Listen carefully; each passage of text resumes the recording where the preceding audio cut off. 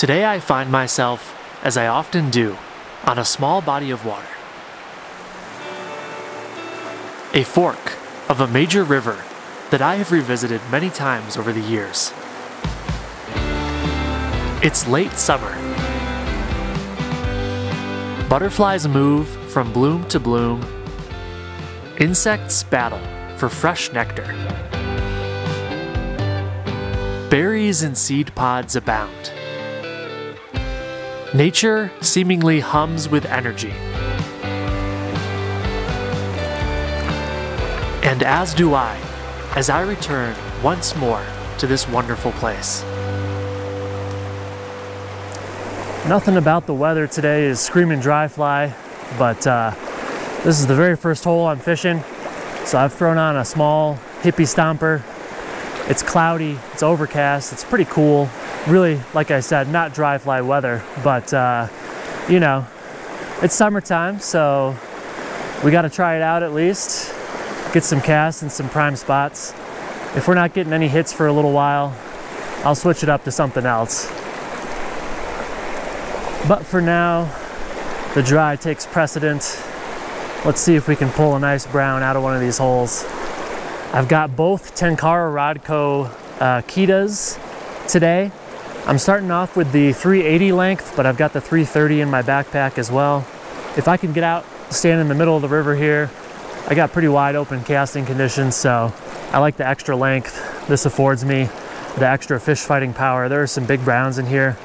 I think we're gonna be putting the Kita to test if we hook up to some of the size fish that I've caught in here before. Real healthy 14, 15, 16 inch fish.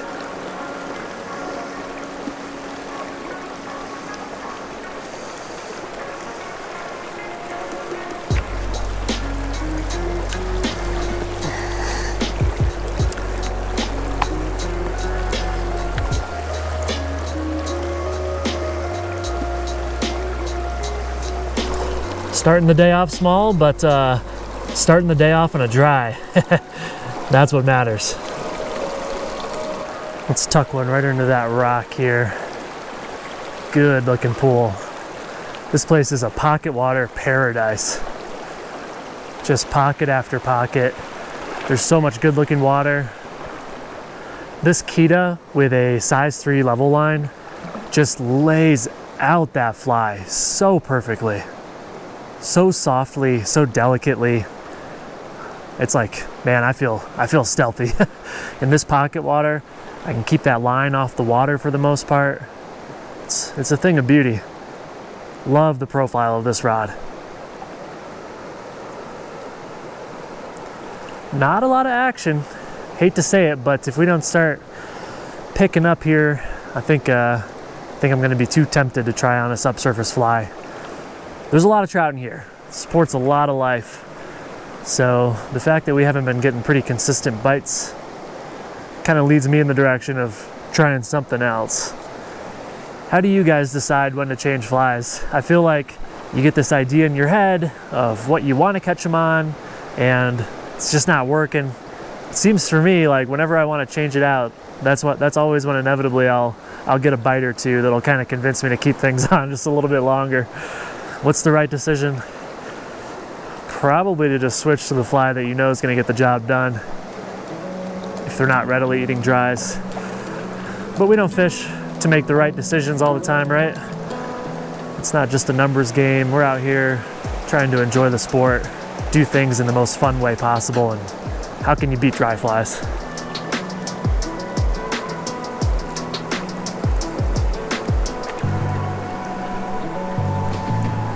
Nicer fish. Certainly a brown. Came out from under that rock and he's dogging me right now. He's deep in there. Let's see if we can get him around. See if we can get him out. I'm gonna move a little closer here. He's still on. The full flex of this rod really glues these fish to the hook. There we go. Beautiful, beautiful, nice sized fish here. There we go. Thanks for playing, buddy.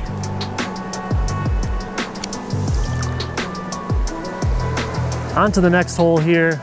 I'm gonna set an arbitrary deadline for myself. This is a really nice, particularly deep hole that almost certainly is holding quite a few trout.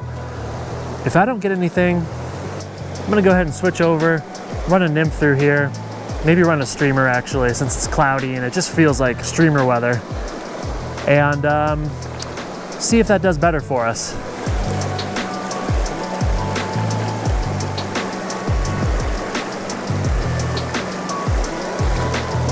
Yeah, nothing in this hole. That's not really a good sign. I think if us fly fishermen had an x-ray vision, it'd be pretty depressing to see just how many trout there are that are not interested at all in what we're doing. All right, I think we should have got more action than that. Quick fly change. I'm gonna throw on a small streamer, see how that does for us.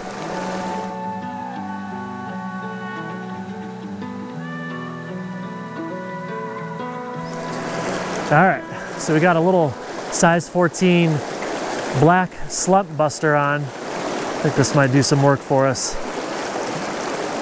I'm tight lining it through the hole here, first pass. Oh, just like that, had a fish. Had a fish. Didn't stay connected there. Let's try again. One of the other reasons I was interested in trying a streamer as well is I think I could get some of these bigger fish in here moving. All right, we're passing it through this deep slot again here. We're on the bottom, the fly's moving really slow even though the surface currents are going quickly. That's a good indication that you're right near the bottom there. No luck, I'm gonna turn it around and swing it. I like to do that at the end of drifts with streamers in particular. Pop it back up. A lot of times if there's some fish glued to the bottom, they will not appreciate you swinging that fly up above their heads, and they'll come up and smash it.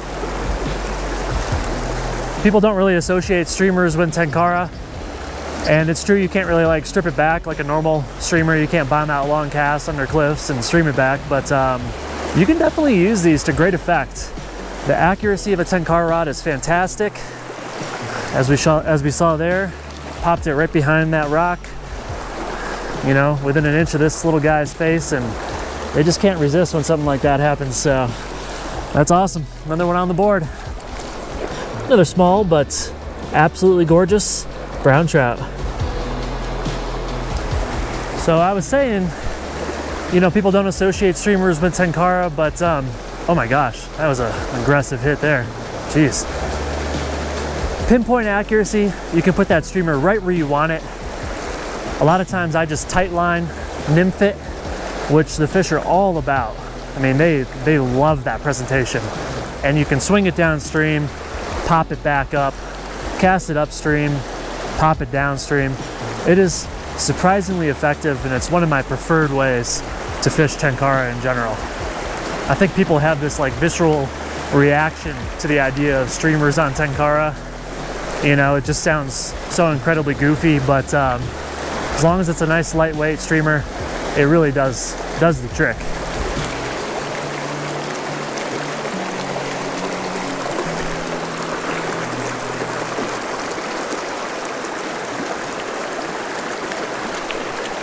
There we go. A little nicer fish here. Oh my goodness, this Kita feels so good, guys. Such a fun rod to fish. Flexes all the way down to the handle, even on nice medium-sized fish. Good stuff.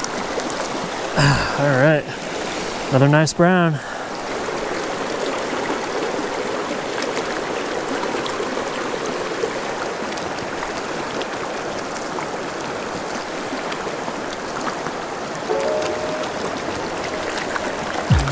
Couple of really feisty, really nice sized browns under this rock here. There we go. Oh, that's a nice fish. Oh yeah. Oh no, look at that. Oh, very nice fish, very nice fish. Oh my goodness. That feels wild on this rod. I really don't want him going down the river here. I want to land him ASAP. Yes! Oh, so cool.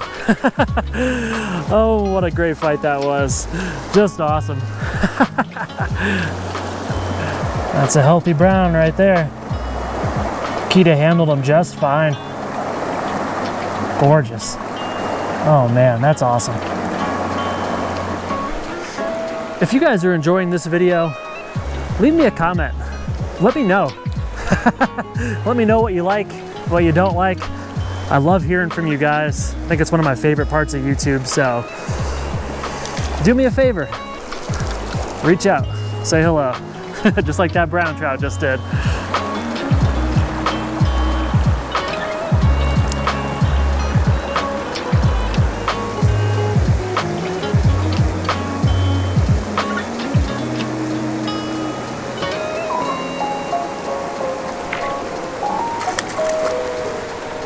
Right at my feet. That was cool.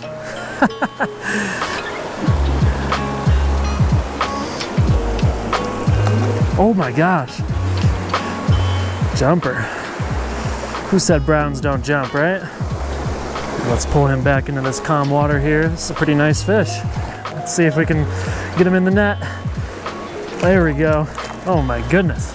Feisty fish.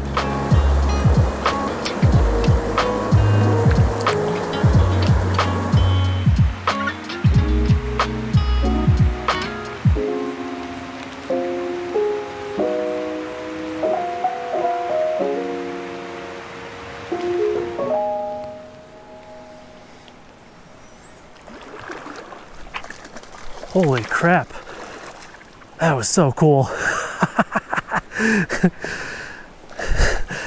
Oh man, he was just right under that rock. Came out, hit that immediately.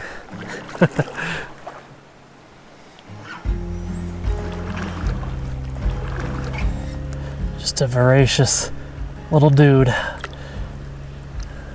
Love brown trout. Haven't caught anything truly large yet, but they are in here for sure. There are fish over 16 inches in this small body of water, and they're healthy.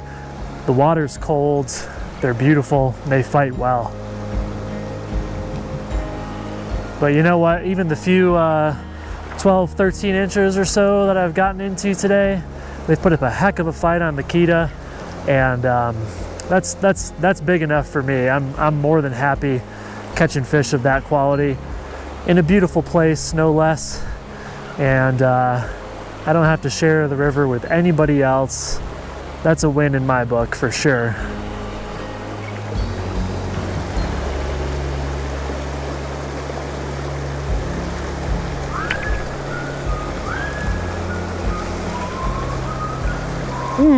Yes. Nice fighting fish here. It was a solid meat set. You know, when you set the hook and it's just all meat, the fish doesn't go flying, just puts a nice bend in your rod immediately. You can feel that weight and that heft down on the bottom. Oh, I love that feeling. Dry fly eats are awesome, but meat sets on things that are subsurface are pretty awesome too. Another really nice brown. It's turned into an awesome day out here.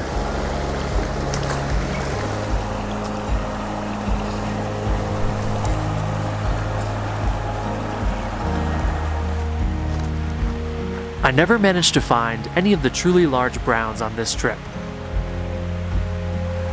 but a soft, supple rod made the fights so much fun, and that's just fine by me. And besides, this won't be the last time that I fish here. If you'd like to watch me fish this same river on a previous outing, click the video above. Thanks so much for watching. I'll catch you next time.